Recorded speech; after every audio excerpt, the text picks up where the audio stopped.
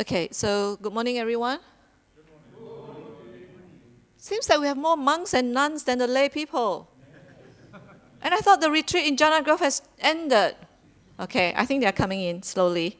So welcome, everyone, including the lovely nuns and the lovely monks from Bodhiana. And of course, the teachers as well, and the lay people. We have fourfold assembly today. Very exciting. Okay, so let me just quickly go through the usual stuff. So as usual, we will continue the first session from now until 10:15, 10:30. Then we'll break for lunch. And we'll be back at 12 o'clock. For the ones who are here attending in person, that's when we will do a group discussion from 12 to 12:30. Those who are joining us online, you can join back at 12:30. That's when we would start the second session live streaming.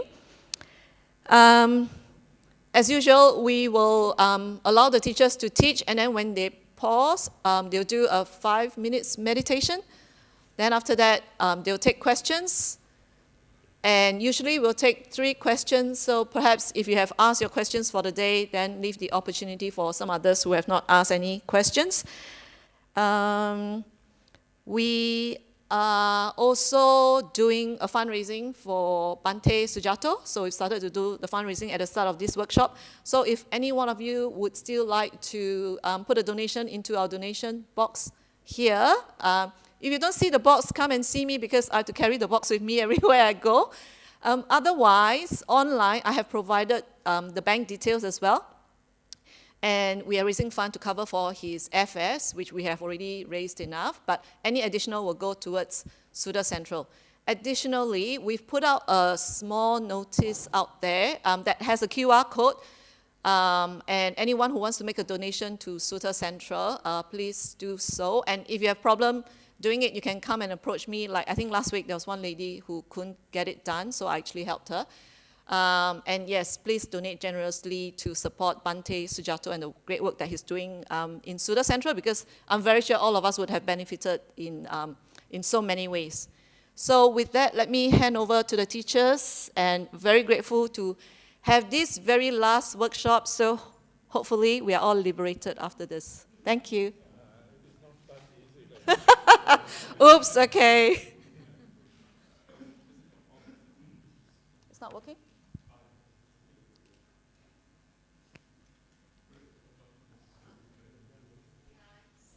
Hello. How do you turn it on? The one At the bottom here? Yes, the one at the bottom. Yeah. Yeah. Okay. All right. Oh. Okay, it's definitely on now, that's for sure. Okay, so good morning, everyone. Welcome once again. And today is, I'm sad to say, the last one of these workshops. So I'm not sure if that's good or bad. We shall, good, bad, who knows, I think is the right answer. So we're going to continue today on these topics that we have been looking at. Yeah? Put it there? Okay, yeah. Well, I don't read it, yeah. All right. Yeah. Okay, thank you. Thank you. So I'm going to carry on with these topics, and we have looked in quite a bit of detail at the idea of right knowledge, and today we're going to focus on the idea of right liberation. And so that's kind of going to be exciting, because the word liberation itself is like a beautiful word, in my opinion. The idea of being free from something, liberated from something. And we're going to discuss, first of all, a little bit about what this is about. And so we're going to just, let's just fire away. Please, welcome to country. Yeah. Okay. Thanks. Please, yeah. So we're just going, before we start, we're just going to invite Ryan to give us a welcome to country. You need a microphone? You're right. Are we right? Okay. Yeah. Okay. Yeah. Well, actually, for the folks online, it's probably a good idea, do you know? Yeah. Yeah. There you got it? Kaya Wanju Wajak Buddha, we're Buddhism court. Hello and welcome to Wajak country and the heart of Buddhism. I want to acknowledge the traditional custodians who are the rightful carers and owners of this land, and I pay respects to them, past, present and future.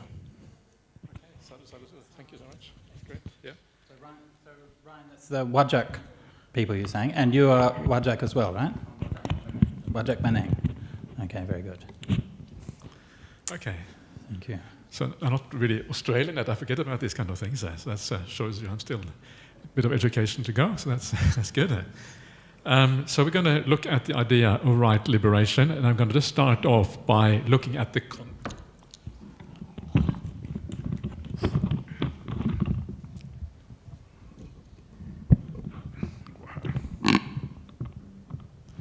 it's kind of loose. Somehow it needs to be tightened up the right way. Is that hold?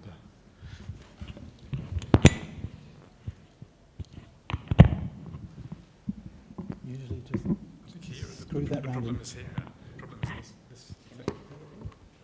Usually screw it around until it goes Okay. tight. Yeah, that's it. Now it's good. Yeah. Okay. And then you that's adjust it down the bottom. Yeah. Yeah. It can be fine there. Ajahn, that's why we have to do workshops more regularly, so that we have our setup perfectly done. Yeah. Exactly. So, all right. Hinting. So just to start off, we're going to look again at the the place of right liberation, how it fits in with the other factors of the path, the causality that leads to it, and then what is the purpose of right liberation. I don't know if we need to talk about the purpose of right liberation. It seems kind of obvious, but it's useful to do that briefly anyway, I think. And so let's start off the place of liberation on the path. Yeah, and we have seen this now many times. I'm briefly going to kind of go over it again. So this is the tenfold, so-called tenfold path. And as I mentioned earlier on, it's not really a tenfold path at all. It's an eightfold path with 2 results. That's really what it is about. So it starts off with right view.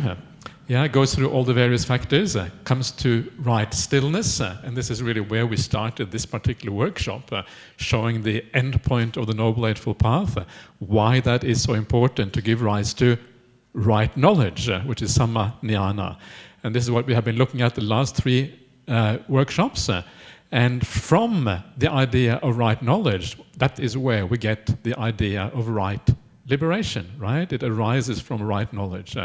So why is that the case? What is really the connection here between right knowledge and right liberation? Why does it matter to have right knowledge? And the basic idea is that if you have knowledge of something, if you understand something, you can make decisions based on that understanding. And this is true in all walks of life. When you think about it, if you know something, if you have an insight into something, if you understand the way things work, then you can make good decisions. That's why we have science, to understand the universe, so we can make good decisions about technology, about how the climate change or whatever. To understand nature means you have the ability to do something about it. And it's exactly the same thing on the Buddhist path. Understanding means good decisions. And of course, because understanding in this case is essentially about suffering and happiness, it means you can make good decisions about suffering and happiness. Which is kind of nice, isn't it? That's kind of useful, yeah, because that's kind of what all humanity is about, trying to find satisfactory solutions and solutions that lead to contentment, etc. And there is, of course, in the world, it's very common to talk about the importance of knowledge. That's why we have an education system. Yeah, the idea that knowledge sets you free or something like that. And of course, there's some truth to that. But what we talk about here is obviously a different kind of knowledge. And this, because it is different, it sets you free in an entirely different kind of way. Because this is about the inner knowledge of seeing things in the right way. It is about the direct, immediate knowledge. So it's certain in a way that ordinary knowledge is not. And for that reason, it also has the ability to gives you an insight that makes you ability to make very good and precise decisions about what to do with your life. Now you may wonder, of course, what do you mean by decisions? Yeah, because normally in life we know something and we make decisions based on that knowledge.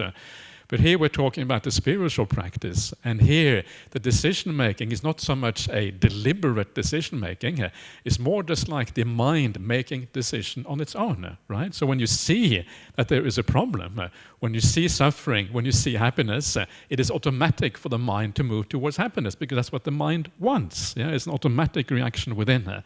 So the decision-making here is not so much a deliberate thing as just an automatic movement of the mind coming from this idea of right knowledge. Once you understand, the mind goes there by itself like a well-trained dog and just goes following the right way. So this is the idea of right liberation at the end. And then you are liberated. And what is this idea of liberation? And I think that straight away, the idea of liberation is a very positive thing, right? Everyone wants to be free. No one wants to be a slave. The opposite of being liberated is either being a slave or it is like being in prison, right? These are kind of the two opposites of liberation. So basically, we are all slaves, yeah? We're all in prison to some extent. And this is a very nice way of thinking about the idea of liberation, of freedom, that we are giving up something that actually confines you in a very, very big way. What is this confinement? And the way that the suttas talk about, there actually is a word for confinement in the suttas, or a word that is often translated as confinement, I should say, and that is the word sambada. And if you look at these suttas, you will see that the first sambada, what is that? The most basic sambada? It is the five sense world, right? You are confined by the five sense world. And so right here and now, because we are all experiencing the five sense world, we are all in prison. We're all in confinement. We're all slaves to a certain way of looking at the world, and we cannot escape that. So the first liberation on the Buddhist path is a freedom from the enslavement and a freedom of the prison of the five senses. And once you are free from that, then you gain samadhi. And then from the Buddhist point of view, even that samadhi has another kind of confinement. Yeah? And the ultimate confinement in samadhi, there's a number of ways you can look at this. You can look at the various factors of the various stages of samadhi. Each factor is a kind of confinement. But the final confinement is the sense of self. Yeah? That is the kind of real confinement that comes after the five senses, because the sense of self is what imprisons us in attaching to things in the world, imprisons us in a small sense of ego, who we are, imprisons us in all of these in so many ways, yeah, to do things, to act in the world because we identify with the doer. We don't understand that actually doing itself is part of the problem. So the last kind of liberation is a liberation from the sense of self, which then allows you the final freedom where the mind kind of expands fully. So liberation is first of all the elimination of the five senses. Then it is the idea of the expansive mind in samadhi. And finally, it is the deliverance or the liberation from the sense of self, which gives rise to so many of the confinements in the world, the attachments, the identity, all of these things that actually narrow us down in a very problematic sense. And the ultimate liberation then is, of course, the liberation from suffering itself, which is the whole endpoint of the Buddhist path. All of these things can really be summarized as suffering, in a way, liberation from suffering here. So I just want to continue this idea of this process of liberation in a little bit more detail. This is going to be a bit of rehashing. These are some of the ideas that have been talked about in quite a bit of detail by Venerable Sunyo before, and he has probably already done a good enough job already, but that doesn't mean I won't repeat it, so that's what I'm going to do. I'm going to repeat it. So this is dependent liberation sequence. Very important sequence. We looked at it from the beginning before. And now I'm going to start just kind of halfway down, or actually two-thirds down, with the idea of samadhi, which is stillness, right? So this is where this kind of is based from. Stillness is the requirement for what? For knowing and seeing things according to reality.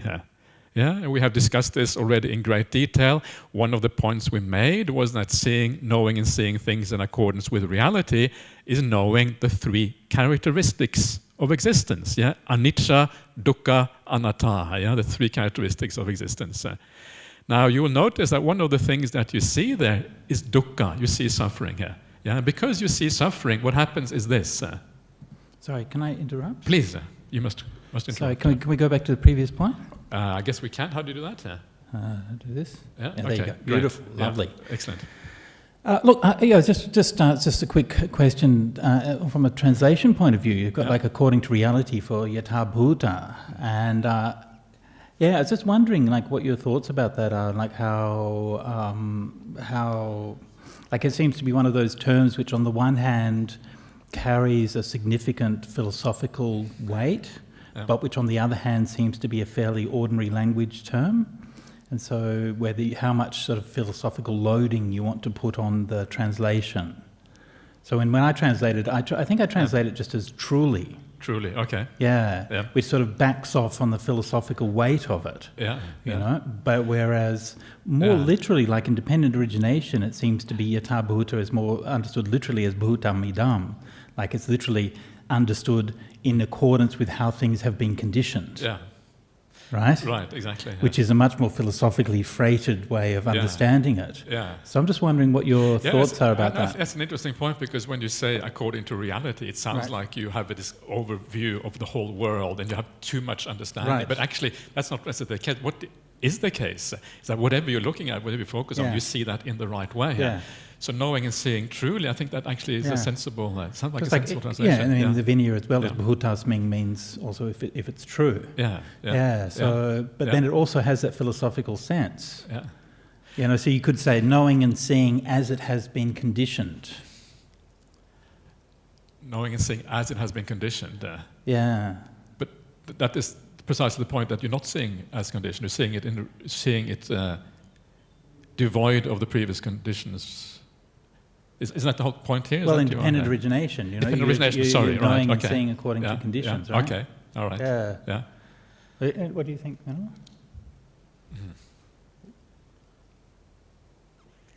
I think my microphone has no battery. Yes. Oh, there it is, sorry. It does have battery. Ah, beautiful. I've never had a problem with as it really is or according to reality. I think some people might make that into something really big or something, but to me it just means you see things as they are, as opposed to how you imagine them to be. As they are, as they always have been, and they always will be. Is that right? No, as opposed to what you imagine, not as they... As opposed to how you imagine, right? Yeah. Yeah. Okay. Just curious. Yeah, but it's also interesting what we mean by... what do we mean by the word reality anyway? Right. I think there's obviously degrees of insight here. The first insight, when you come out of samadhi, will be a lesser kind of insight. It won't be a complete insight. But when the insight is complete, maybe you can say according to reality. So when it kind of ends up with stream entry or whatever, then it's closer to that. That's right. I mean, usually it is stream entry, right? Yata bhuta jnanadasana is typically stream entry in the sutras. Yeah. In which case it may be... in accordance with dependent origination. Yeah, but it could also mean, it doesn't necessarily have to be that, because here we're just saying what happens as a consequence of samadhi. It could be that you need a bit of knowing and seeing before it leads to stream entry. I don't know. It's in the... Sorry, guys, but in the what is it, the Kilesa Samyutta, where then it kind of defines like the difference, like yata bhuta jnanadasana is specifically stream entry. Same in the Sabbasava Sutta as well. Anyway, moving on. Just wondering if Venerables had any thoughts about that. But no, that's good. Let us proceed. Yeah, let us proceed. Okay. So the idea here is that seeing things truly in accordance with reality. Yeah, one of those. Not sure. When you do that, of course, again, what you see is dukkha, and because you see dukkha, that's not nice. Right? So it means that you have a sense of aversion. Aversion really is an English word, which doesn't mean anger. Usually it's translated, people seem to think it's synonymous with anger, but it's not. Aversion means that you have a strong dislike of something. You want to push it away. It's the opposite of desire. That's what aversion is. Aversion can lead to ill will and anger, but it isn't usually, in the dictionary definition anyway, it does not actually mean anger or ill will. It means a rejection of something. And because you see dukkha, you reject things. You have aversion. You have nibbida, as you see here is the Pali word, translated by Bhante Sujato as disillusionment. Some people translate it as disenchantment, which I think maybe is too weak. Aversion, Ajahn Brahm has translated it previously as repulsion or even revulsion. You cannot, because it's a strong feeling of turning away from something, and in some contexts it actually means that. So it's a term with many nuances, depending a bit on context, what it actually means. But it's a turning away from dukkha. That's really what it comes down to. So you turn away from dukkha. You have this aversion or disillusionment with the world. And then what happens then? Well, if you don't like the world, you don't like all of these things, then what happens is that you lose interest in them. This is dispassion. Dispassion is a word which basically is anti-craving, right? But because anti-craving is not found in a dictionary, we use dispassion instead. So viraga or raga is a synonym for tanha in the suttas, both meaning craving. Viraga is the opposite. You let go because you have no interest anymore. And letting go means the ending of craving. That's essentially what it means. And from that ending of craving, that is when you are liberated. You have vimutti. And when you are liberated, this is the last term in the sequence, you have the knowledge and vision of liberation. This is the end point here of the sequence. So you are liberated from craving, so again the idea is that you come out of the prison of craving. This implies the ending of the self-delusion. It implies the ending of craving for the sensual things in the world. So all of these imprisonments that we were talking about before, you are liberated from all of those things, and that is the liberation on this path. And of course the interesting thing here is that it ends in knowledge and vision of liberation, not actually liberation. What's the connection between the two? In many suttas you find both liberation and also the knowledge and vision of liberation. These are two aspects of the same kind of insight. When you are liberated, you know that you are liberated. Vimuttasming vimuttang itinyanang hoti is the Pali phrase. In that liberation, when you are liberated, you know that you are liberated. So this is really the end point, when you have that insight, the understanding. Liberation doesn't happen, I'm not sure, maybe I'm liberated or not. No, you know that you're liberated. So if someone has any doubts, well, that's, you're still in prison, basically. So that's the idea. I'm not going to spend too much time on this because we have looked at this in detail before, but that's kind of the main idea there. Bante. Sorry, can I propose a hypothesis? Please. Okay, so knowing and seeing according to reality, according to this hypothesis, that's stream entry, right? Why do you call it a hypothesis, though? Well, you haven't heard the full unveiling of the scope of the hypothesis yet. So then nibbida, right? Mm-hmm. Greed and hate are in the process of disappearing. Dispassion, greed and hate are gone. Viraga is liberation. So this is stream entry, once returned, non-return, and arahant. I think that's cool. That's to use a phrase you always use, over-determination, Bante. What? Yeah. Cooking the books? I think it's more fluid than that. Right? There's a pattern there, though, isn't there? There's a pattern there, It's obviously related to that somehow. Yeah. So I would, yeah. Sunyo's ticking away there. Well, I agree that knowing and seeing accurately. How about that? Accurately? Yeah, accurately. That's what I have used in the past. Knowing, seeing accurately is stream entry in this sutta, and knowledge and vision of liberation is arahant. Yeah. And I wouldn't equate aversion to one's returning. Once return, yeah, once but return. They are in between, one's returning and non-returning, Yeah. Somewhere. It's weirdly persuasive. Anyway, let's move on. Yeah. I don't want to hold you up with my weird But I like accurately is nice because you want to put these things into a natural language that people can understand. It's good, actually. Yeah. This is one of Venerable Sunyo's great kind of great abilities to make things really clear in good language. If you have time, look at some of his translations. They're quite nice, actually. I don't necessarily agree in every single case, but of course I don't, actually.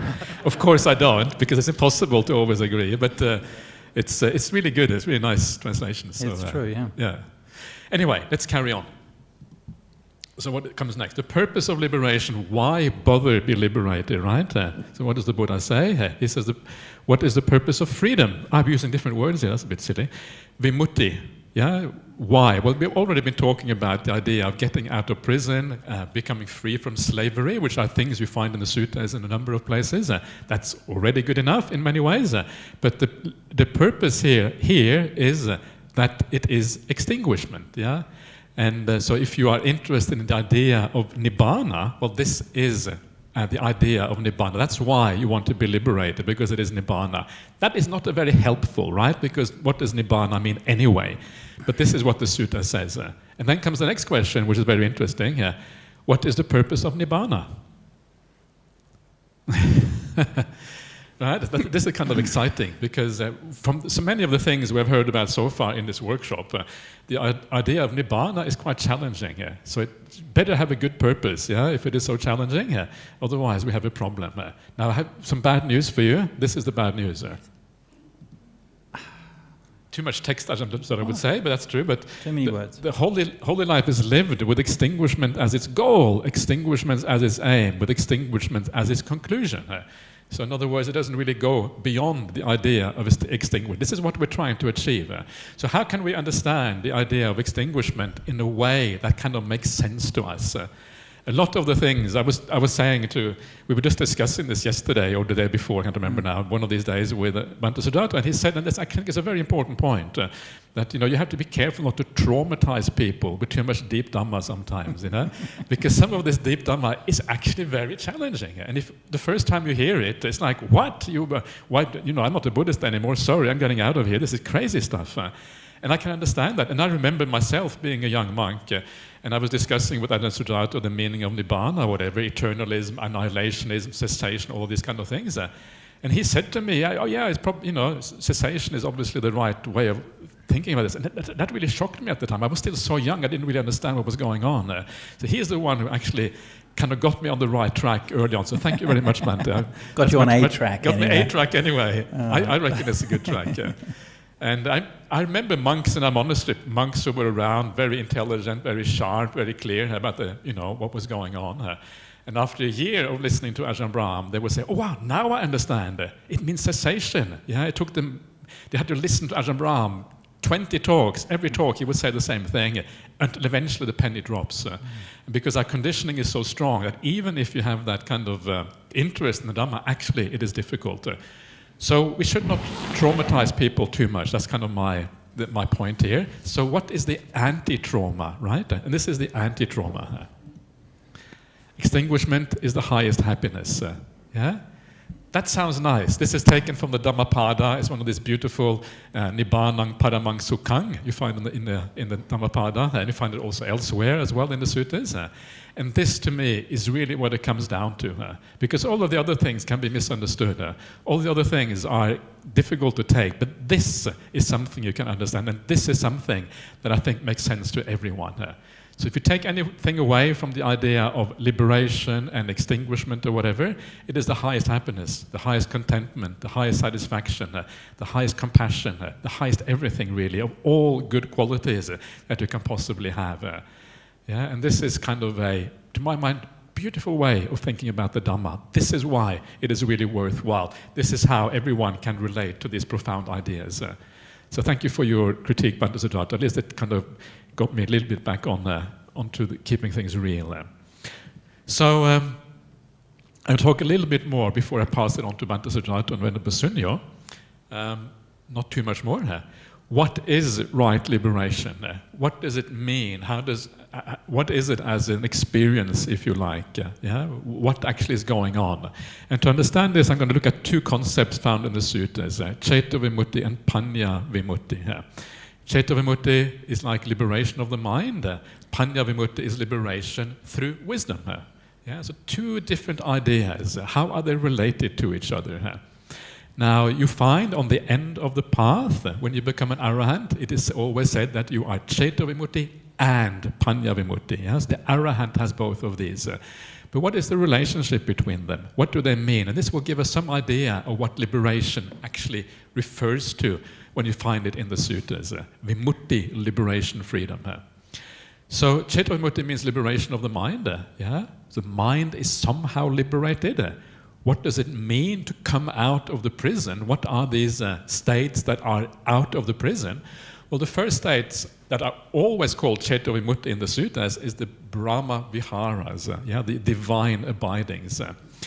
And they are liberation in the sense that they overcome certain qualities of the mind that feel like entrapments, that feel like confinements. In the Brahma Viharas, the chitta, the mind is mahagata, it's gone great. It is a large mind. All limitations in the mind have been left behind. All defilements that were there are gone. The mind is entirely pure and entirely without boundaries. The idea of boundaries is very fundamental to the idea of the Brahma Viharas. Because very often in the world we have boundaries. I like this monk. I like this one as well, actually. And this one. Okay, that doesn't work. I was going to find a monk I didn't like, but actually, I don't think and the nuns as well over there. But sometimes it's like we divide the world into those people we like and we don't like. We have boundaries and limitations. Brahmaviharas are boundless states without any kind of limitations. You overcome limitations and you overcome these obstacles in the mind. That's why there are liberations of the mind. This is what the idea of liberation means. You overcome an obstacle. Fourth jhana is the same thing. It's called the Cheta Vimutti in the suttas. And by implication, we can say that all the jhanas are a kind of Cheta Vimutti. And again, because you overcome certain obstacles. The main obstacle in the first jhana is the hindrances and the senses. And then there are further obstacles you overcome as you go along. The main thing is always the defilements of the mind, is the main obstacle that you overcome. Arahantship is the last one, which is called Cheta Vimutti. So in this sense, liberation of the mind means the ending of defilements, the defilements no longer being there. But the problem, of course, with the ending of defilements, that can happen temporarily or permanently. So Cheta Vimutti itself does not mean arahantship. It can mean something less than that. To actually get to arahantship, you have to add something more to the formula, and that is Panya Vimutti, and that is the liberation through insight or through vision. What have I said? Wisdom, right? Wisdom, insight or wisdom. And so this is the liberation that happens because you have seen things truly or accurately, or what are the various translations, according to reality, or whatever, however you want to say things. And because of that, you're liberated because you understand that actually when you undermine the very sense of self and these fundamental delusions in the mind, that is where these defilements are gone for good. And for that reason, Panya Vimutti is also equal to arahantship. And it includes the idea of Cheta Vimutti, because when you see these things profoundly, the sense of self is the source of all the defilements, so all the defilements also disappear. So the mind is liberated from precisely the same kind of defilements as they are in samadhi, as they are in the jhana states. So as an arahant, you have these two liberations. They always go together. They're always part of arahantship. You're both Panya Vimutti and Cheta Vimutti. And because you are Cheta Vimutti, it means that your jhanas and all the states of samadhi, they are available to you like that. There's nothing there to hinder you from these things. And so the arahant is the person who always has access to these particular states of mind. So this is the two sides of liberation in the suttas. Liberation that comes from insight, liberation that comes from freedom from the defilements. And these are always paired together in this way, especially for arahantship. So I think that is all I would like to say. So I'm going to pass, maybe have a short meditation, and then we can pass it on to whoever wants to take over the baton, as they say here.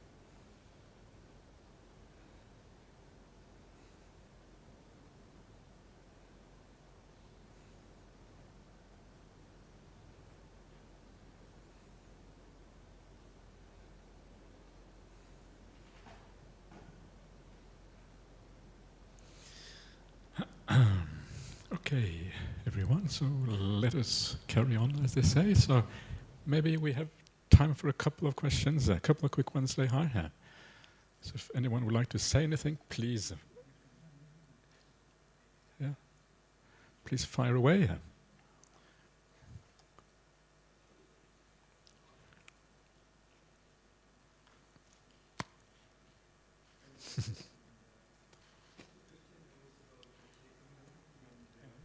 If you could just get the...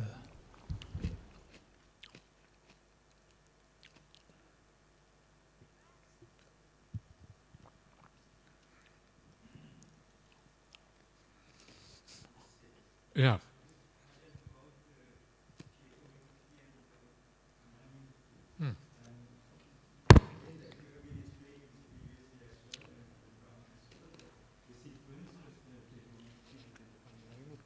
But thank you.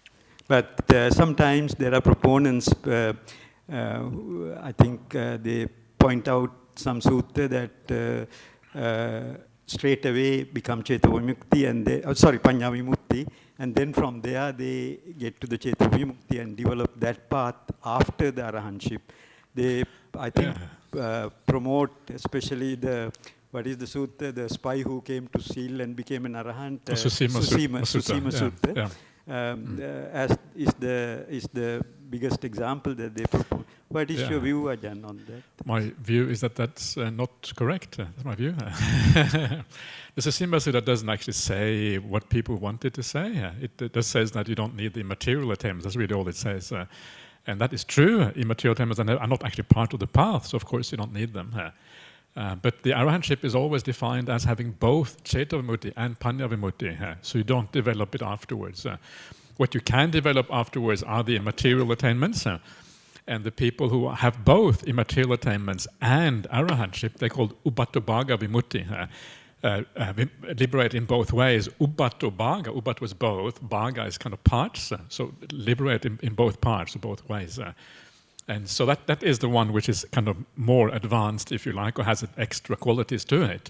But Panya Vimutti, Ceta Vimutti are always part of arahantship. And Ceta Vimutti happens usually long before you get Panya Vimutti. You have to have that Ceta. This is what stillness is all about, right? Ceta Vimutti. Have to have that before Panya Vimutti can really happen. So, yeah, absolutely. Yeah. And sometimes they also quote this wrongly. Again, I know you busted that myth as well, Ajahn, that Vimuktayatana Sutta. Yes, they quote. But it is very clear in those Ajahn, isn't it? Because it leads to, it says, to joy and the bliss and then the stillness and then the clear mind. I'm always surprised at how people can quote these suttas without taking the whole thing into account, because it's so obvious when you read it that actually samadhi is there. Everything is there as part of that sutta. Yeah. It's not just listening to the teaching, actually it's going through the same sequence as everyone else. Yeah, yes. Absolutely. Yeah. Can I also ask that you used the word sambhada, Ajahn, and I know Bhante Sujato's translation is confinement. I read that sutta somewhere, Sutta Nipata or Udana somewhere, and you also said finding an opening in the confinement. And is it the confinement or the barriers, with barriers, sambhada? Sambhada is often used in context with lay life. Lay life is sambhada because you live in a house crowded with children. Yeah, so I would say confinement is more direct, but obviously that confinement is also a barrier. So barrier is not wrong, but I think confinement to me sounds more like the actual meaning of that word is more closely related to that. I think, yeah. All right. Ajahn, can I just take a quick question from we have one of the venerables over here would like to ask a question. Lehar, yeah.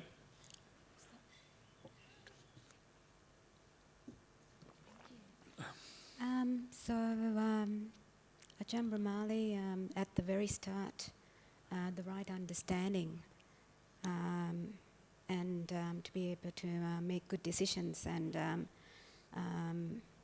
lead to happiness rather than suffering. Yeah. And I was thinking just in terms of good decisions and in terms of living, the life out there in the lay world. And that's a very useful asset to have, to be able to make good decisions, whether you're in business or whatever you're doing. It means, to me, good decision actually equates to success. Right. Yeah. Out there. Of course it does. Yeah. Yeah. And yeah. then for us, for monastics, I'm thinking of good decisions even in living in community in a monastery, and having a good understanding, and people interactions and such, and to be wise about. I guess especially interrelational skills, and that also leads to a lot of happiness and away from suffering. Yeah. Because I feel that if we have the skills, especially, I think it's a valuable skills to have to actually get along with people. Right. Yeah. So that could really reduce suffering. Yeah, I mean the main sort of idea in the sutta is about right outlook leading to right decisions is actually samma ditti leading to samma sankappa. Yeah, that's the main one. This is just a subsidiary one, but the main one is right there. If you have samma ditti, you make good decisions. Samma sankappa is actually good decision making here. Yeah, good intentions, good aim, good goals, etc. So what it really means that you want to have as much samma ditti as possible. That's why we read the suttas. That's why we have these workshops. That's why we do everything always to get that samadhi. And of course, once you have samadhi, part of that is precisely having good interrelational or interpersonal skills. Mostly it means having metta and compassion for your fellow monastics, right? That's one of the main aspects of that. And that comes out of the idea of samadhi, leading to the right aim, etc. So, yeah. Thank you. Maybe we just carry on, Lehar, yeah. Okay, shall I take over, Ajahn, for a while? All right, so I was warned, if you talk too much about deep ideas, then you chase people away, maybe. But for me, it's exactly the deep ideas that have always attracted me to Buddhism. And so I'm going to ignore the advice, and I will talk about more deep ideas. And also, if I can't talk about deep ideas during a workshop on dependent or on right liberation, then when can I? So, if you don't want to listen, just plug your ears. If you do, then open them up. So I want to talk more about nibbana, extinguishment. I talked about it a little bit last week, briefly, mainly to show what it is not. And also mainly we talked about it in light of suffering and the end of suffering. However, there is another important and beautiful aspect in this metaphor of nibbana, which is anatta, the absence of a self. So that's what I want to talk about. And before I do, I came prepared.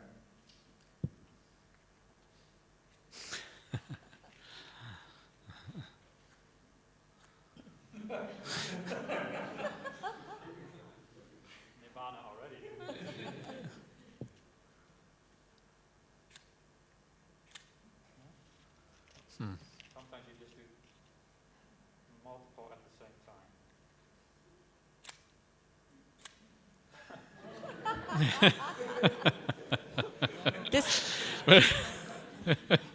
That's the end of my talk.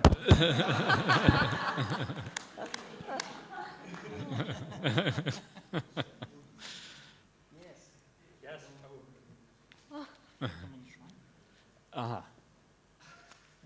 Oh. It's very dangerous. Fireworks. Maybe they've been wet or something.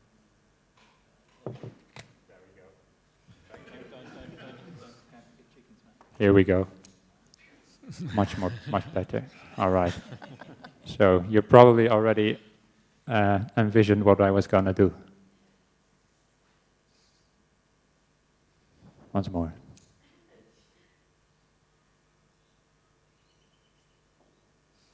That is nibbana, the going out of a flame. So I talked last week how that means cessation of things. But there is another aspect about it. When you have a flame, then there is nothing inside of it, you could say. It's not of an essence, it's just a process. I'm not sure exactly how fire works, but you got like heat and light, but nothing of that is a thing in itself. It does not have an essence, it's a process. Do you understand what I'm trying to say? Okay, and so that connects to the idea of anatta as well. So the metaphor of a fire going out is not just about things ceasing. Buddha could have used other metaphors for that, but what's so nice about fires, you use that for ceasing, is that you can see that they are sort of empty of any essence, you know, you can see right through them, most of it, yeah, and it's not nothing in it, doesn't have a solid core, and this is what also is taught in the suttas. And here is a text from the Sutta Nipata, and I'll just read it out. Upasiva, just as you cannot identify a flame that disappears, it's just a process that ends, blown out by a gust of wind, so you cannot identify a sage who at that disappears, liberated from mental phenomena.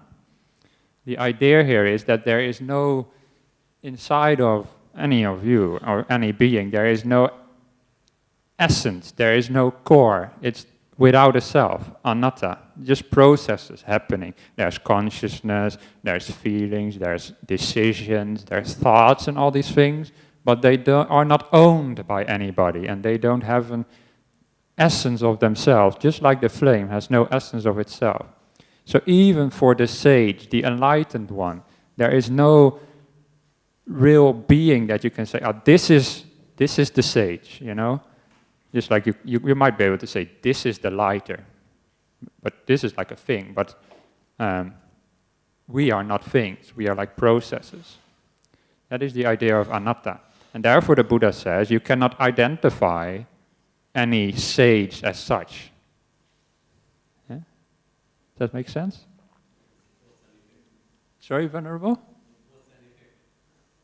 Cause and effect, that's another way to look at it, yeah. So, you cannot identify somebody who disappears at death, at parinibbana is what it means here. Liberated from mental phenomena. It uses mental phenomena because earlier in the sutta it already talks about getting liberated from other things. But Upasiva, he did not really understand.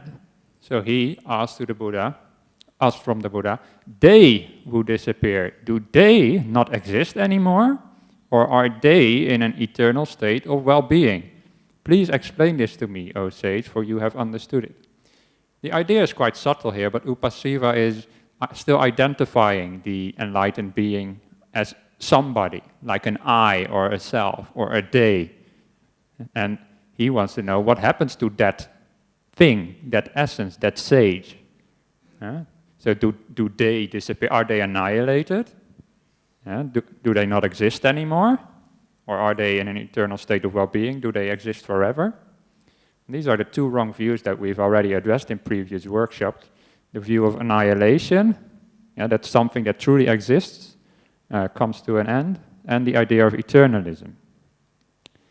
And then the Buddha explains, you cannot define they who disappeared. Whatever you try to describe them by, it no longer exists.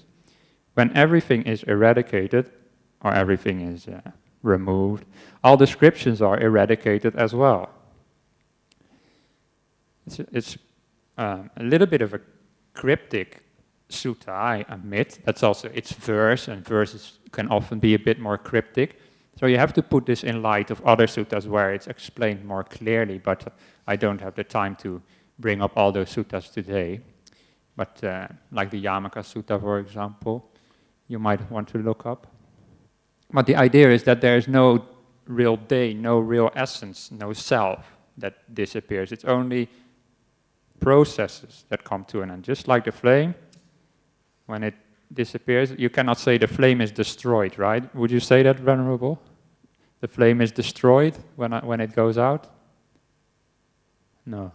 So it's the same when an enlightened process instead of enlightened being, an enlightened set of aggregates disappears, then it's also not a destruction of anything.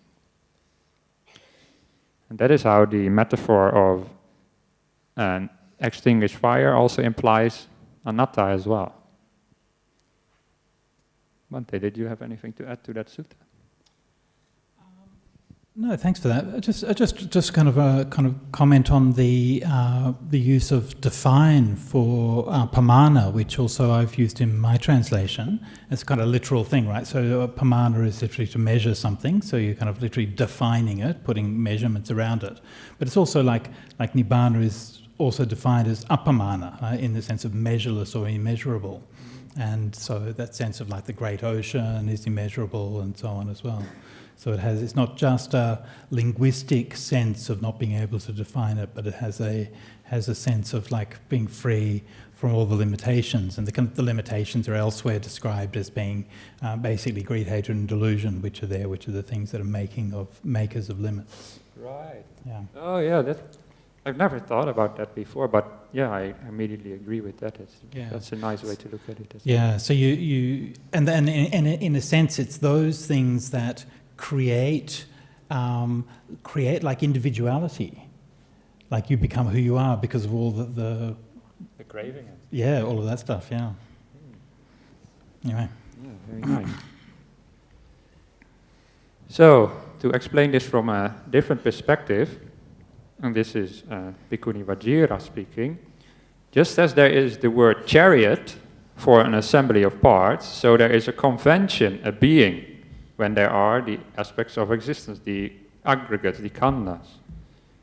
So you have a set of aggregates, you are all a set of aggregates, you could say. It's a little bit of a Buddhist way of speaking, set of aggregates. Nobody else in the world understands what that means, but I suppose you know what that means. So, but inside of that is not a you, not a being, not a self. It's only suffering that comes to be, only suffering that exists and vanishes. No self. Nothing but suffering comes to be, nothing but suffering ceases.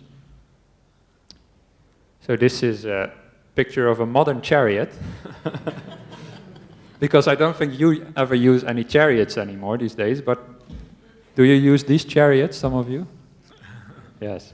So the point here is that this chariot, or this, what do you call them actually, shopping trolley, is just an assembly of different parts. Yeah, you've got here, I just picked this from the internet, you've got a seat belt for the kid, a handle, leg hole, a rear wheel, front wheel, and many more other parts. But if you take that apart, you cannot point to, oh, this is the shopping trolley, right? It is just a convention, something that we have in our minds, this idea of shopping trolley. It doesn't exist in reality. And it's the same with the 5 aspects of existence. We think there is a being in there, somebody who owns them, or somebody who is them, or somebody who is somehow outside of them, who owns them. But this is all our defining of something that in reality doesn't really exist. But also, Venerable Sunyo, you also have to make the point that the parts themselves also don't really exist, right? So it's not just a shopping trolley that doesn't exist, and you can take it down to the individual parts, of course. So it kind of, it kind of goes down. There's no final point where you reach some kind of ultimate, substance or anything like that. Right, like you could take the rear wheel apart as well and say that's not really a rear wheel, it's just a bearing with some rubber. Yeah, okay, yeah, that's true as well, yeah. 4 elements, yeah.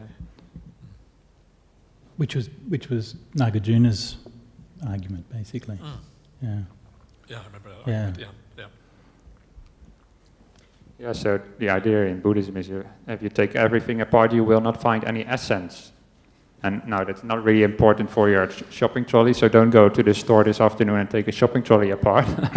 But it's about when we meditate, things start falling apart almost. It feels like it somehow. Things start disappearing, And the more it disappears, you see it's not a self. And the idea of Buddhism is that there's no self in any of our experience. So you could use that for stealing things, couldn't you? Just go there, take it apart, and then walk out, and they say you're stealing it. And I'm saying it's just a collection of parts. I'm not stealing a trolley. Right. Well, that's in the Vinaya, isn't it? The bhikkhu who starts stealing honey drop by drop or something. Okay. Yeah, instead of a whole jar. Okay. Something like that, wasn't it? Yeah, but you have to have the intention only to steal that drop, right? Oh, yeah. Yeah, so if you start out with the intention to steal the whole jar, then you have a problem, that's it, yeah. right. Okay, that's a bit of a technicality for the monastics. Yeah. Yeah? So life is without any you, without a self, without an essence. That is the idea here. It's just a process. And you can see that other things in life, a flame, trees, a sun, anything is really just things coming into being and disappearing again. So this is how we might usually think of life. There's form, feeling, perception, will, consciousness. You can divide life in other ways. This is just one way that the Buddha did it. And we think, all these feelings, I experience these feelings. That's me who feels things. It's my will, it's my choices that I make. It's Sunyo's decision to make these slides. And then you think it's consciousness, that's who I am. I am the one who looks at life from within. That is the misperception. Because in reality, it's just like this. There's no being inside, it's just these 5 aggregates. And even inside of them, there is no essence. And when these 5 aggregates disappear, fade away, therefore, you cannot say that any being is destroyed. Just like you cannot say that the flame is destroyed. That is the idea behind that metaphor as well. And I've got some more about this, but it's a good moment if any of you have anything to add, Bhante. I have nothing to add. Yeah, thank you. Okay, so there was a big argument in the 20th century about Nibbana and not self, right? And one of the things that sort of came out of this argument was that, okay, so some people were saying Nibbana is a self, right? So there was like Carolyn Reese Davids and people like that. And then the kind of the more kind of abhidhamically minded, and especially the German monks like Nyanaponika and Nyanatiloka and so on, sort of countered that, and they said, no, counterpoint, Nibbana is not self, okay? And they pointed to sabbe dhamma anatta, all things are not self, right? Fine. But curiously enough, though, there's nowhere in the suttas that actually talks about Nibbana as not self. And there is one place where you find it. It's in the Parivara, which is quite a bit of a later text. And there was a really nice contribution to that by the monk Keminda. I think it was Keminda. Yeah, he was at Vajirarama at the time. And one of the things he pointed out was that anatta is always like contemplating sabbe dhamma anatta. Atanibindati dukkhe. So when you see all things are not self, then you become nibbida for dukkha and you turn away from it and so on. So he sort of pointed out that the way that anatta is talked about in the suttas was as a contemplation that was leading to liberation from suffering, rather than being a characteristic of nibbana as such. Yeah? So I thought it was a really interesting kind of point, that he was kind of sidestepping both of those, those opposing camps. Nibbana is self, Nibbana is not self. Actually, not self is talking about something different. It's actually talking about the path to Nibbana rather than a characteristic of Nibbana per se. What do you think? Well, I think to be not self, it has to be a phenomenon in the first place. It has to be something that you can label as not self or self. And if there's no phenomena, how can you have non-self? So if Nibbana is extinguishment, then it doesn't make any sense to attach these kind of concepts to it. Right, yeah. So, I mean, it's clearly not a self, right? Right, but it's not, but is that what the Buddha was talking about when he talked about not self?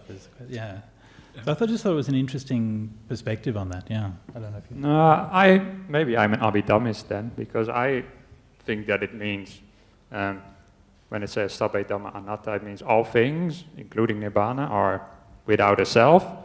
And it's not like before nibbana, before parinibbana, you don't have a self, and then when you parinibbana, suddenly there is a self. But that's not what they're saying. No, that's not what they say in the suttas, you mean?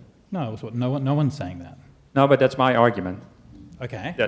So, to me, it seems to be saying that even after parinibbana, there's still no self. Right. That's why it says sabbe dhamma anatta, because everything is without a self, even the unconditioned, the disappearance of things is still without a self. Yeah. That's how I've always looked at it. Yeah. Okay. But I do agree that anatta is not just a philosophical idea. It is also taught as a reflection as well, and that's very important actually. Yeah.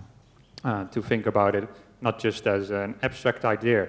And that's always, also, I must say, I was a little bit hesitant to speak about anatta, because sometimes we talk about suffering and impermanence, and that's like kind of things you can sort of feel. You know, you feel suffering in your life, you feel impermanence in your life, so you can relate to it. Then we teach anatta. I have seen people then they don't really relate to it. They start really intellectualizing it, and especially when they get given some meditation instructions that I would not give, then they start really disassociating in an unhealthy way. Right. Yeah. So Definitely, yeah. Yeah. I think that's a really good point, and that's something I also like. Just cautious about when teaching not self. Just to sort of bring it across. Bhante Gunaratana told a really nice story about that when he was in Perth, well, 20 years ago now, crikey. And he said he wrote an article about not self, and he gave it to a friend of his to read and give him feedback. And after a couple of months, he hadn't heard anything back from his friend.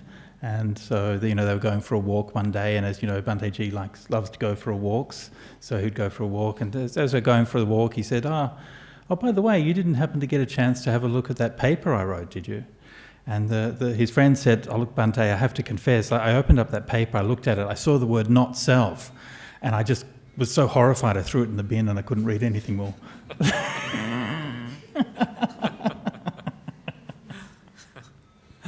Yeah, so if you're like that, then that's why I said plug your ears if you want to.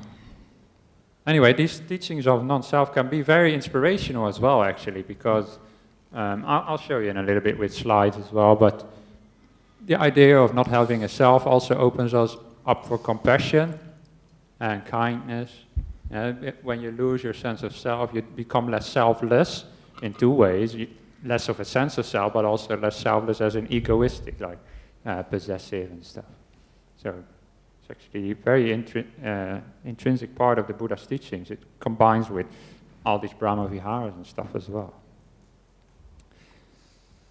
But that's not what I want to talk about. Today I want to talk about liberation from identification, liberation from this wrong notion that you are some being inside of you who owns your life or who controls your life. And this is also a sense of liberation if you can let go of that sense of self. We're so attached to it, we think, it's good to have a sense of self, I can control everything, I can decide what to do, and I enjoy things, but it's actually also suffering, the sense of self, and to be free from it is also a liberation in the suttas. When you have no more self-identification, ahankara, possessiveness, mamankara, or tendency to conceit, with respect to this conscious body and all external objects, when you attain the liberation of the mind, the liberation through understanding, those are the two that Ajahn Brahmali talked about before. When there is no more self-identification, possessiveness, and tendency to conceit, then you are called a mendicant, who cut off craving and untied the chains or fetters, who by correctly comprehending conceit put an end to suffering. Okay, that's very dense passage, but I like to read it out beforehand before I explain the parts, because otherwise you'll just be reading ahead while I'm explaining. So, you have self-identification, possessiveness, and tendency to conceit. It literally, ahankara means I-making, and sometimes it's translated like that. It means the mind creates this sense of I inside of it. So that's why I translated it as self-identification. You think that you are an I. Possessiveness, mamankara, is literally mine-making. So it means you think that things are yours. Your body is yours, your mind is yours, your partner is yours, maybe, your house is yours. Or tendency to conceit. Conceit in English means to think you're better than somebody else, but the Buddha extended that concept to have all kinds of self-ideas ingrained in it. Also to think you're worse, or that you think you're the same, or that you think you are. That is also a conceit in the Buddhist sense of the word. And if you have that respect to this conscious body, that just means you're a person, and all external objects, like stuff in the world. If you don't have that anymore, then you attain liberation of the mind, and the liberation from this sense of self. And then you, by correctly comprehending conceit or the sense of self, you put an end to suffering. So this is the concept of anatta seen from the perspective of liberation. There's also something to be liberated from, the sense of a self. What else have we got here? Okay, so. Renunciants or Brahmins would take various things to be their self. They all take the 5 taken up aspects of existence, upadana-khandhas, to be their selves, or certain ones among them. This is what I said before.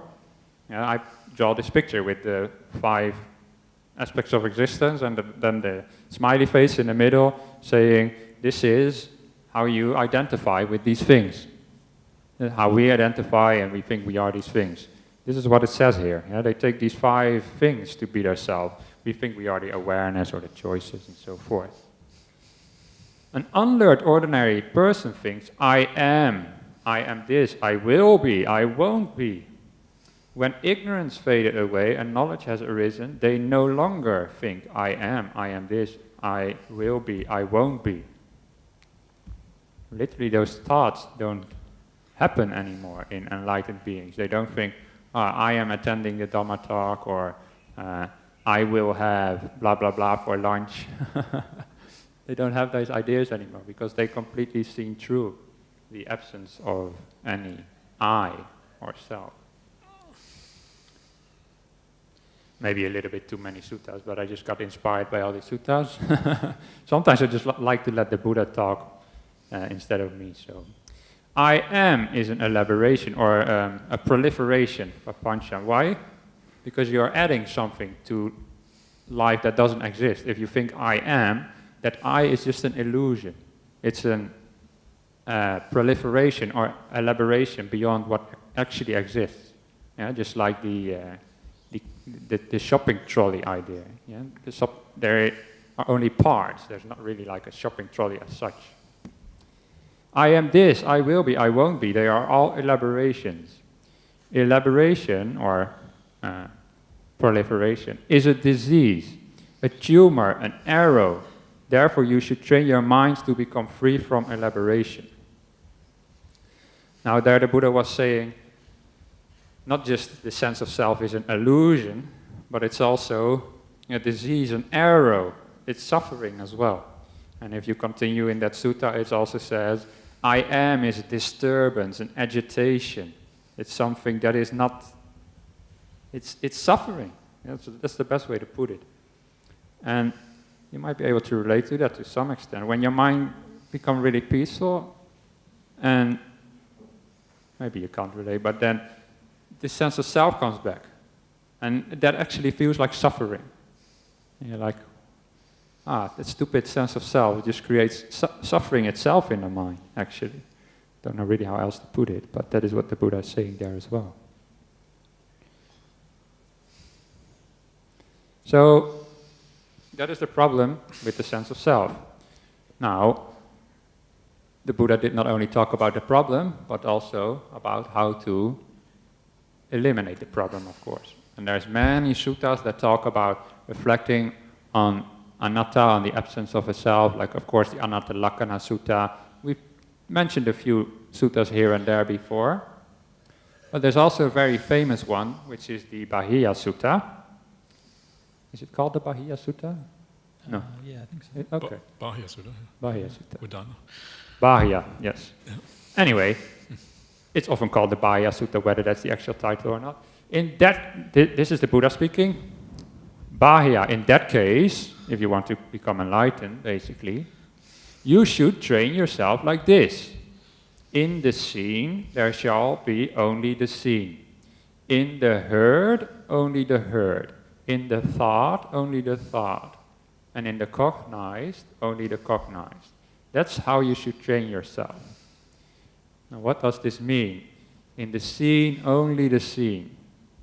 What do you think that means?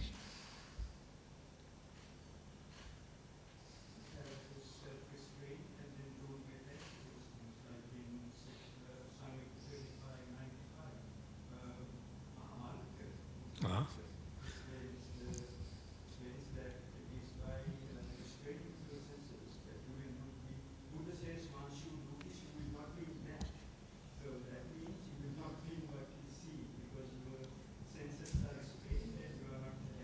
Right. So, sense restraint. That's basically what you think it refers to. And it does as well. I think there's also a deeper idea, though. Anybody else has something to add? Yeah, it's not making yellow smiley inside. Nicholas. What?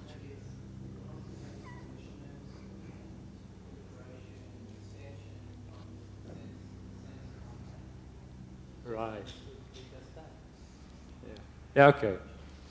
Don't need to repeat for the microphone. So yeah, somebody said here, not create the smiley inside, and by that he meant not create that sense of self, you know, the smiley that I drew inside of the 5 aggregates, yeah. So in the seen, only the seen means no seer. It's only seeing, only a process of seeing. And there's sights that are seen, but there's nobody inside who sees them. So only the seen, not the seer. Likewise, in the heard, only the heard. In the thought, only the thought. And in the cognized, in awareness or in consciousness, only the cognized, only consciousness, and not somebody who is conscious. That is how you should train yourself. And this is very deep Dhamma ideas, and as I said before, when people sometimes reflect upon these too intellectually, they disassociate unhealthily, so you have to do this carefully, to do it carefully, you'll find some peace to be able to dissociate from all these sense experiences, and from the mind as well, the cognized as well. That's a little bit of a feedback mechanism you can maybe use to see if you're doing things correctly. Does it actually lead to more peace and happiness as well? And not to more distress. If it leads to more distress, then don't do these kind of contemplations. But the Buddha continues.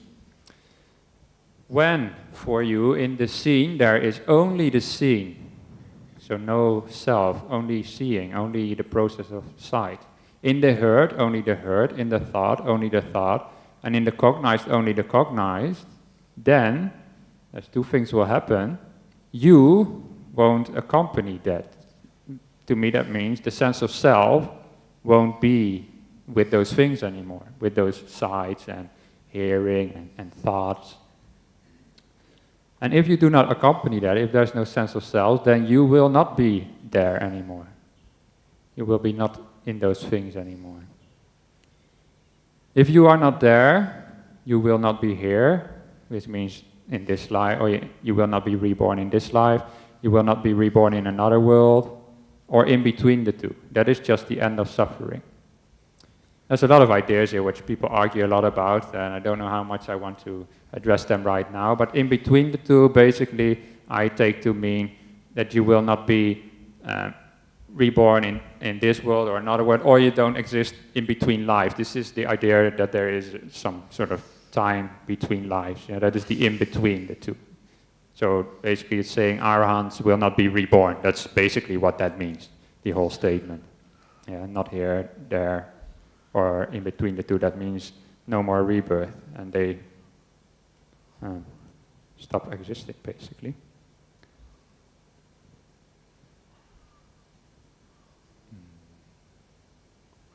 So what do you think it will be like to become enlightened? Can I make just one comment, Venerable Sunyo? This is the word that you translate either as elaboration or proliferation, which obviously is the word papancha. Or is it manjana? Maybe it's manjana. That was Papancha, okay. So it's two words in the sutras that have a roughly similar meaning, manjana and papancha, which and they kind of point to the same thing. And this was a question actually I brought up with Venerable Bhikkhu Bodhi, because when he was doing his translations, he suggested elaboration himself, and I thought it's not. My point was that it's not such perhaps the ideal translation, because elaboration just usually means an explanation of something. It means like a vibhanga, an analysis very often. So you elaborate in a certain way. It is not necessarily a negative thing here. But papancha is always negative. It's like a aimless adding on, an aimless, keep adding to something without any direction, any purpose, any kind of meaning. And proliferation is a word which kind of means a plant kind of growing aimlessly in various directions. It proliferates itself, right? The plant kind of moving on without any sense of purpose. It's just an addition to things. So I made the point that I think papancha, the word itself, has more the sense of aimlessness or purposelessness, just adding things which aren't there. Actually, it's worse than aimless. It's actually delusion. So it has a very negative connotation to it.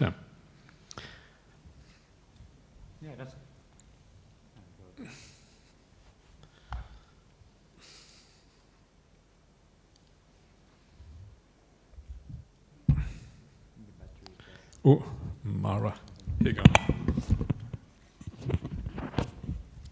That's a good point, actually, that elaboration can also mean explanation, and I actually didn't really think about that. The reason I translate words differently sometimes is sometimes just for the sake of being different, because it lets you look at things from a different perspective. But also, in this case, proliferation, it never really meant anything to me by itself as a word in context. But that may be because I'm not native English, but when I first read it, like proliferation, what do you mean? I know proliferation is like expansion of stuff, but I didn't connect it to the idea that this is like something that happens inside the mind. You could compare it to a plant. Okay, but yeah. I didn't really make that connection myself with proliferation, that it means a mental adding on to things instead of, yeah. It's a bit artificial, maybe. Yeah, like what do they call it? Buddhist hybrid English, yes. Yeah, and sometimes this same things with conceit, maybe. Anyway, my question: what do you think it will be like to be enlightened?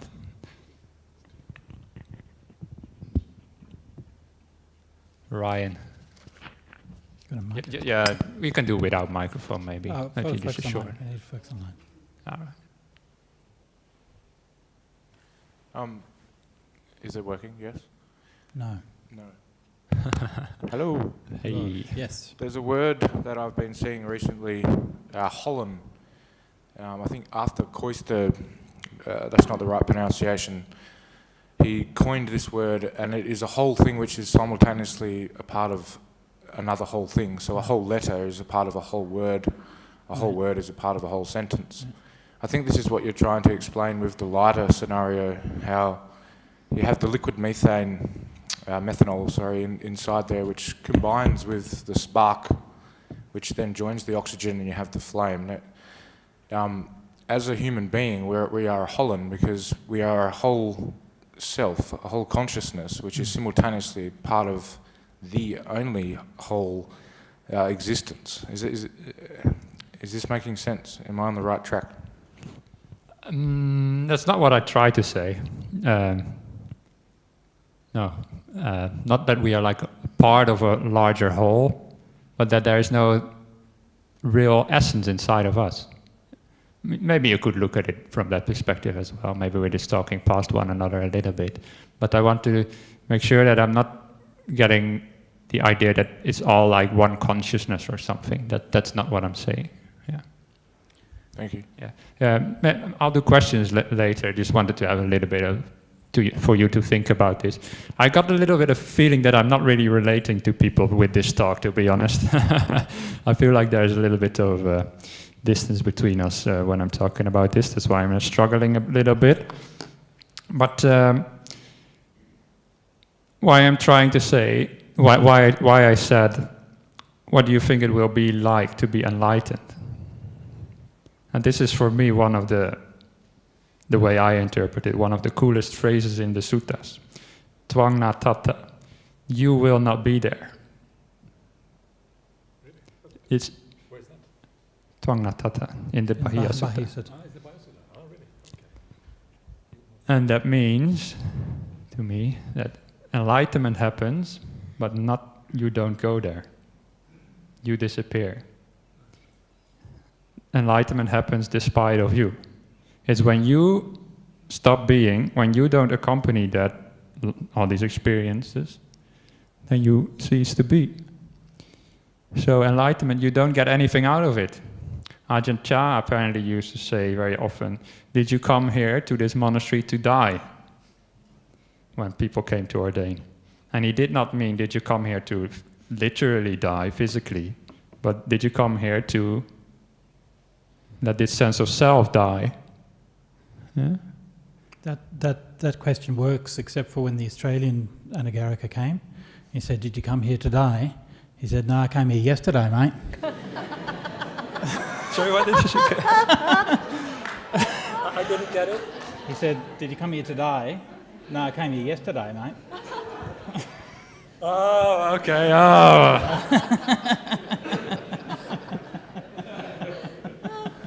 All right.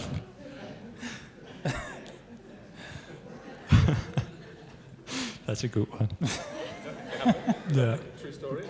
So, apparently so. So, now what I'm trying to say here is, when you have a sense of self, you're not still enlightened, then from that perspective, enlightenment will just be disappearance. So from the perspective of a self, there will not be any difference between Nibbana and Parinibbana in a sense. What you imagine Parinibbana will be, if you understand it as how we taught it, that's in a sense what it will sort of feel like when you reach normal Nibbana, the enlightenment. And I think that's one of the reasons why these terms are sometimes used interchangeably as well. Sometimes not clear which extinguishment the Buddha is talking about in the suttas, because they're so closely related. Just to make a real brief point, we should take a break in a moment, but I'm almost to my last slide, so I'll just continue. To make a brief point that this is about contemplating anatta, the absence of a self, and not just about sense restraint, is when you compare this to the Upanishads, you see almost the exact same quote, but then it is actually about finding a self. Yeah? This is Jnanavalkya, the sage from the Upanishads, the Brahminic sage. You can't see the seer who does the seeing. You can't hear the hearer who does the hearing. You can't think of the thinker who does the thinking. And you can't cognize the cognizer who does the cognizing. The self within all is this self of yours, and that is who you are. So in the Upanishadic religion, they had this idea that there is a seer inside of you, the self that is within all, that is the self of you. And you can see how so closely related the Buddha's teachings are. He's basically just saying the same thing, but taking the self out. Yeah? So instead of a seer within the seeing, he says it's just only seeing, no seer. Yeah? And to me, it's kind of inspiring when you see how the Buddha was really replying to people's actual ideas. He wasn't just giving abstract philosophical ideas, but actually addressing people's views directly and turning them around. Now, this idea of extinguishment and disappearance, as I said before, I was warned, you might scare people off a bit with that. I don't think so, but to end on a happy note, I think extinguishment is very happy as well, but so happy, the enlightened ones, the arahants. No craving can be found in them. The conceit I am is destroyed. Yeah? This idea that they are somebody, a self, is destroyed. The net of delusion cut through. Delusion meaning not seeing reality accurately. No longer can they be stirred. Their minds are clear. They don't stick to the worlds. Holy are they, undefiled. They do not waver in discrimination, are freed from future life, are freed from rebirth. They reach the stage of the tamed, are victorious in the world. Above, below, in between, no delight is found in them. So basically above, below, in between means anywhere. Yeah. No delight is found in them and for anything. They roar their lion's roar. The awake, the enlightened one, the Buddhas, are the best in the world. So would you like to be victorious and roar a lion's roar? Be so happy and your mind is clear, you can no longer be stirred and you're freed from rebirth. Does that sound like a good idea? All right, so that is the point that we try to make in this workshop, that liberation is great. All right. Shall we do maybe 5-minute meditation or? Yeah, sure. Yeah. Yeah.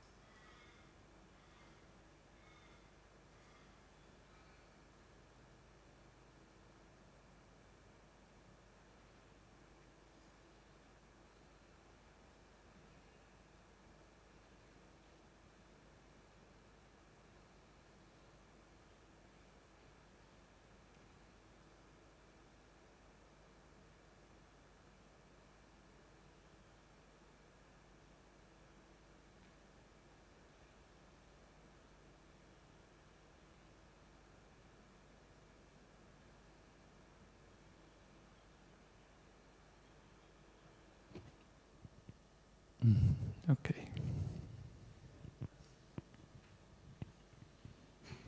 Yeah. Yeah, I think we can take a few short questions. Yeah.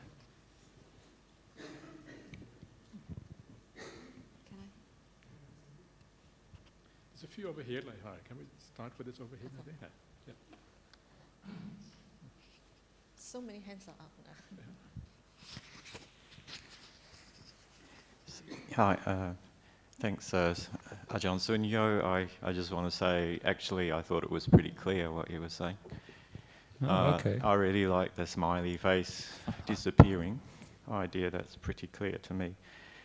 What I wanted to say is, in the Bahiya Sutra, and the reason why I think this is very confusing, even in the Buddha's own words, and perhaps this has to do with the translation, is he says, he's essentially saying that the smiley face will disappear, if I can say that, but then he uses the word you in a different way. He says, okay, you Bahiya, you are not there. But I mean, he's just said that there isn't a self, so how can you use the word you for a self? So the word you is being used in two senses, and this is part of the problem why it's really difficult to get what's happening here. So it would be better if, I don't want to criticize the Buddha, but if he said, if you are not there, he should have said maybe, if the non-you is not there. You just need a different name for the you, which is the you without the self inside you. Do you know what I'm saying?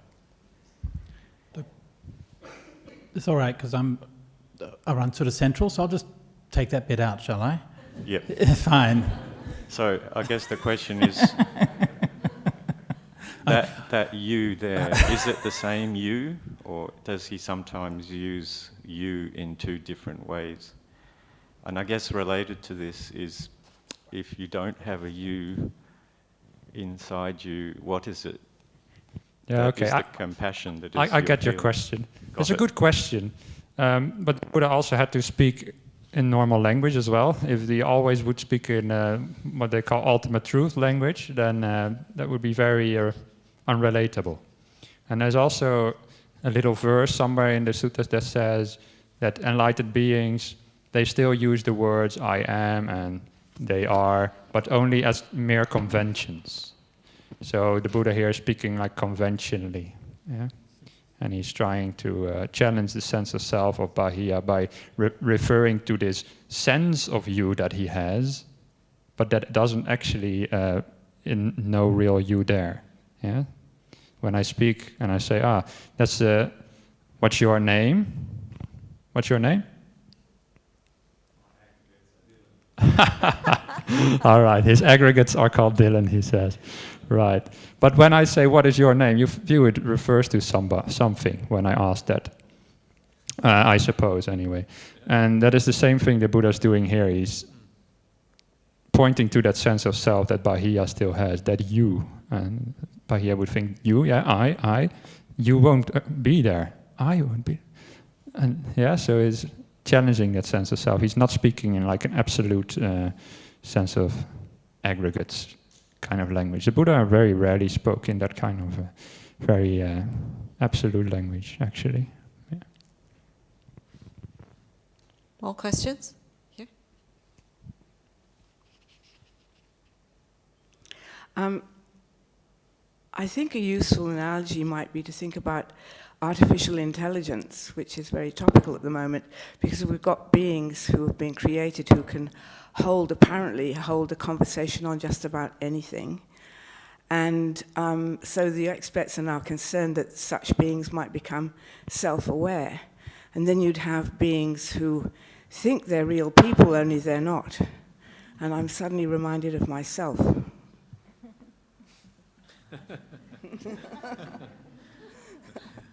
Is this like a confession?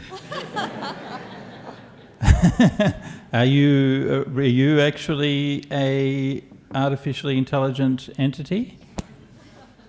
Or you wouldn't know?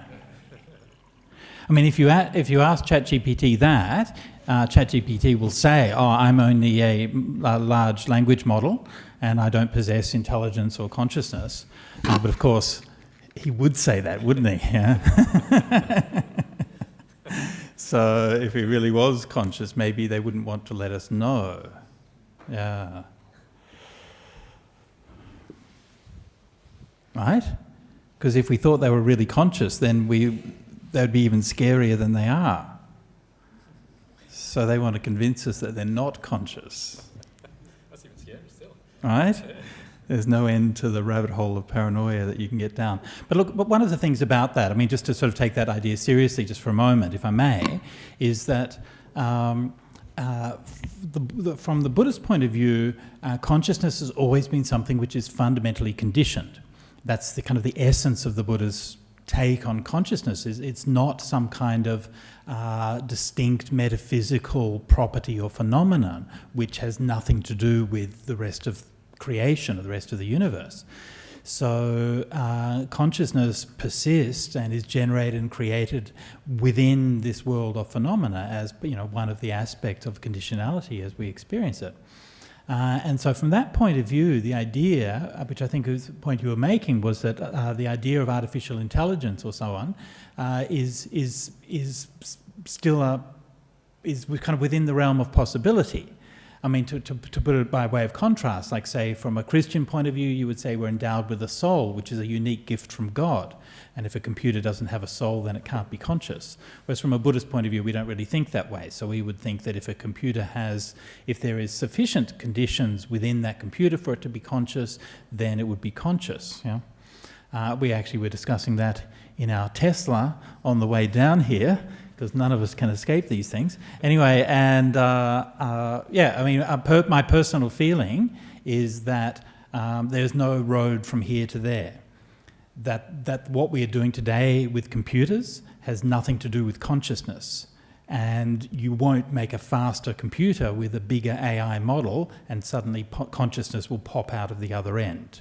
Right? That's not how anything is going to work. So I personally would think that there's not... I don't have any problem in principle with the theoretical idea that there maybe have an artificial intelligent machine of some kind, but I don't think that what we're doing is on a kind of linear road towards creating that, which is what a lot of the futurists think. Anyway. Bhante, from my listenings to some of the suttas, I interpret that the Buddha's quite been careful on how and to whom he talks about anatta, to the point that sometimes he even refused to answer questions. And when Venerable Ananda asked why he did that, he said he's also already got a strong view of self. Now, adding a view of non-self on top of that is not going to help him. So for the rest of us, what he did was gave us a set of reflections based on anicca. So basically, chakun niccangwa, aniccangwa, and through that path, seeing that the sense of self was not correct. So to break down the sense of self through that set of reflections. So I suppose the question is, once that sense of self is broken down through a path of reflections like that, does it make sense to even question whether nibbana is self or not self? Right, thank you for that question. Can I answer it? Yeah. So you were referring to a sutta where the Buddha refused to say to a certain person that of there being no self, and that is because of that specific person, the Buddha says, would be very confused and think he would be annihilated, basically. And that is also why it's hard to talk about these topics to a general audience. People are at different places in their practice, people relate to these things differently. And that's why I felt I struggled a bit, so I'm happy some people said that it did came across anyway. So to answer your question, what was it again? Question. So once the sense of self is broken down, Right, okay. Doesn't make sense to even ask the question of whether Nibbana is self or non-self. Yeah, so I would say no. Because you see there is no self in anything. And that's why I said before, everything is without a self. If you see that when all things come to an end, basically you see anicca really deeply by seeing everything stopping, then there is no more room for a self because everything has been seen through. So then you won't think, well, maybe the 5 aggregates are not a self, but maybe Nibbana is a self. You won't think like that because the 5 aggregates, they encompass all of existence, especially like consciousness. If consciousness is without a self, what is left if consciousness ceases, right? Yeah. Does that answer your question? Yes. Yeah, yep. Okay. Thank you.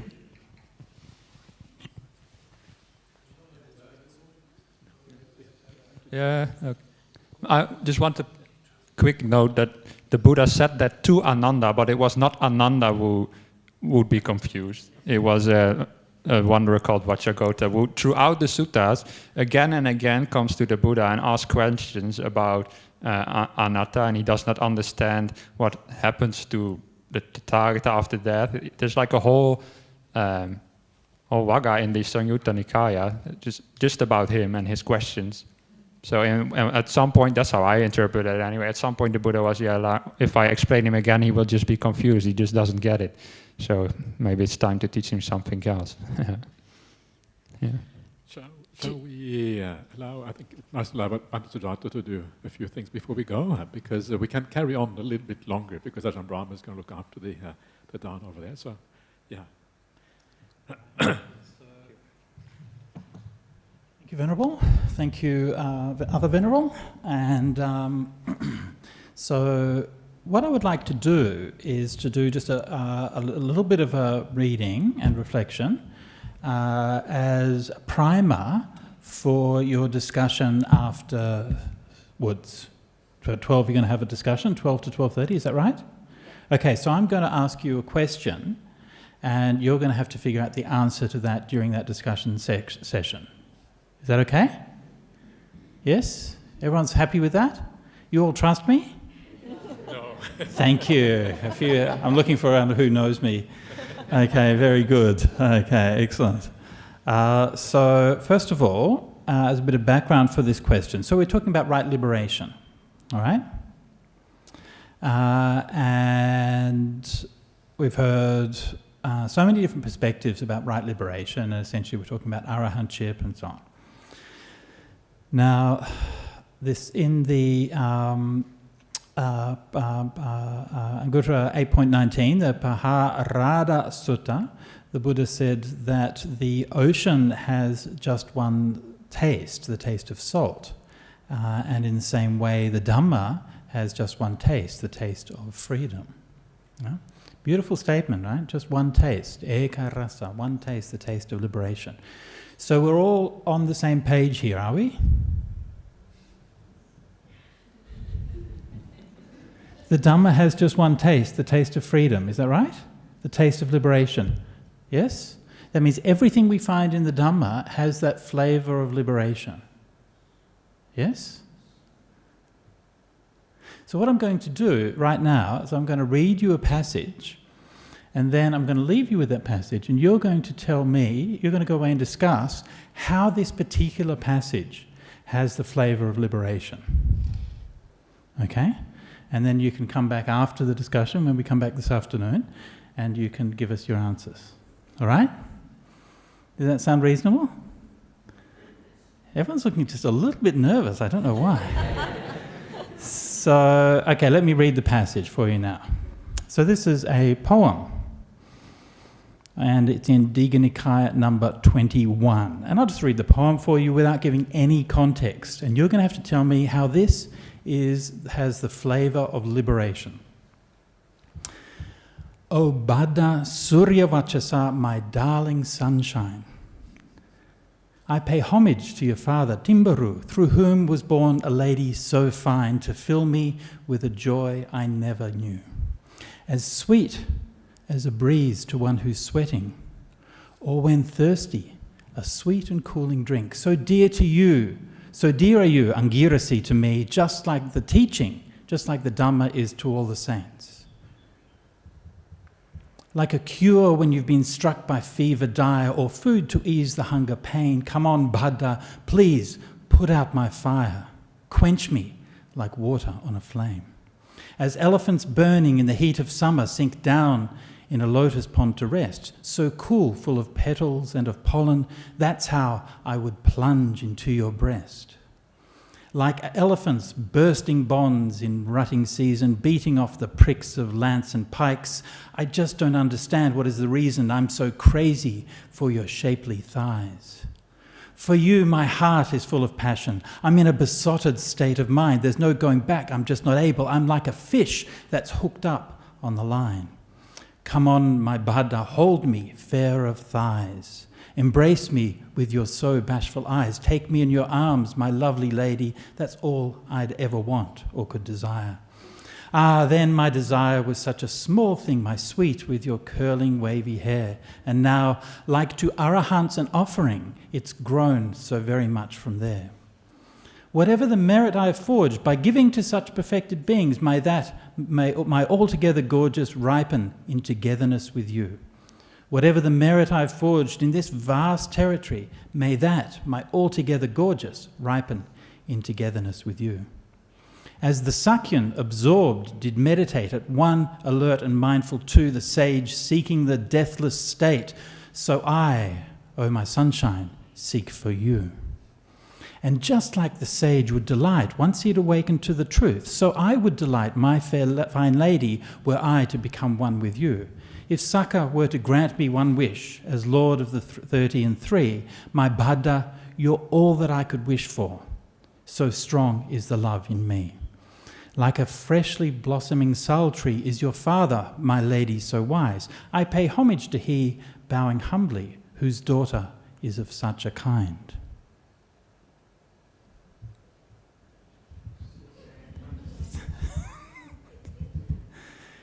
We all agreed, didn't we?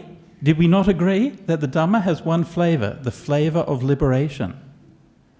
Could you hear the flavour of liberation in those verses?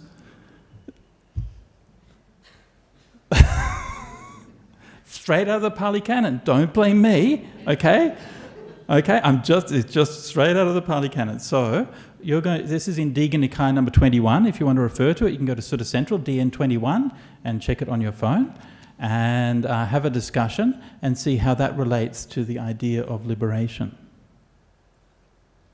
And we'll see what answers you're going to come up with. Okay? Good. Yeah. Okay, good. I'm happy I don't have to be part of that discussion.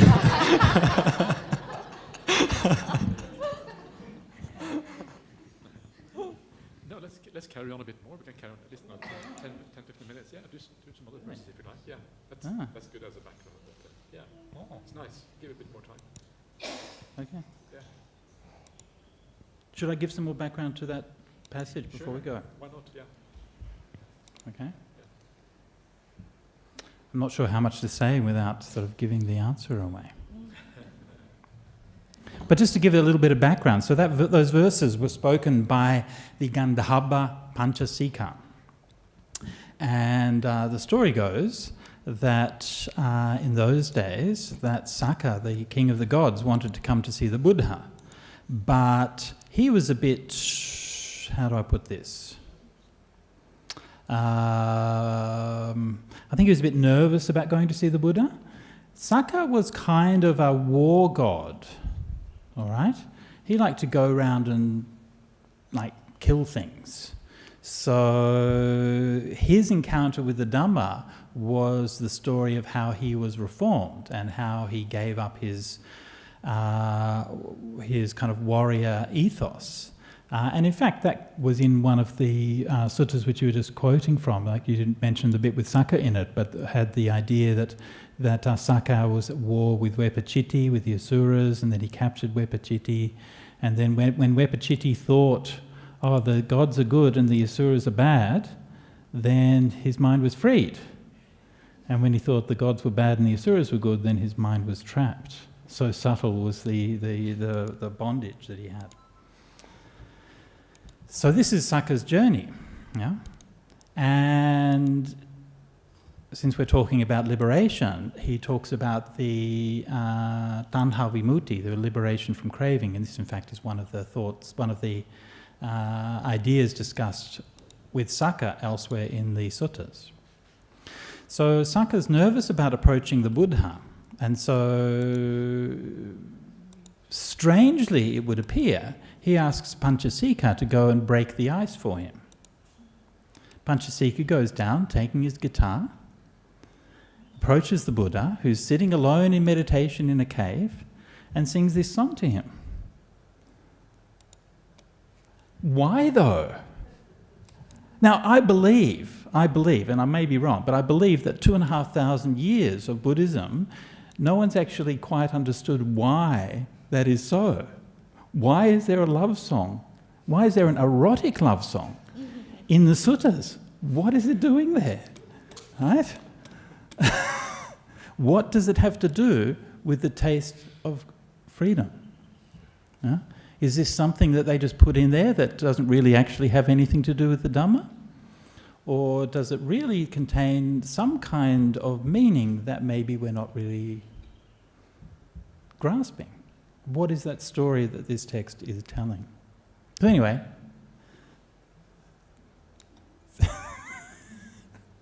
hopefully that will be a fun discussion for you guys after, at 12 o'clock, right? 12 o'clock. 12 o'clock, yeah, so have something to eat first. All right? Okay. Okay, so we're going to go. We will see you back here a bit later on.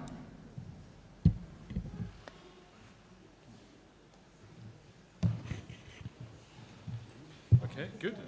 No, it's excellent. I'm glad I agreed, actually. Yeah.